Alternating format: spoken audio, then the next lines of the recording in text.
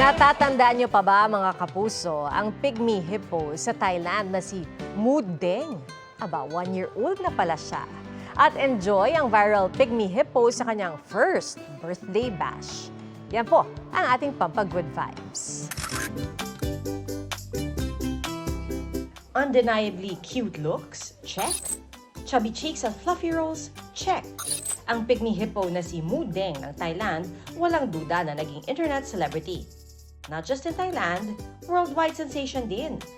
At dahil sa super OA na pagka-moody niya, instant Mudeng memes ang nabuo online. And this year, celebrating her milestone, Mudeng. 1-year-old na siya nitong July 10. Walang kupas ang kakyutan pati na ang appetite. Busog-lusog si Mudeng sa birthday treat sa kanya na 20-kilo fruit and veggie cake. May dedication pa. Wagas din ang 4-day celebration kasama ang kanyang fans na dumagsapat sa zoo. Ang mga bisita pwedeng magbigay ng birthday message kay Mudeng sa isang dedication wall. May mga Mudeng merch din na perfect sa mga sumali sa Mudeng Fever. Meron ding pa-auction sa footprints ni Mudeng at ang plastic bathtub na ginamit niya since birth.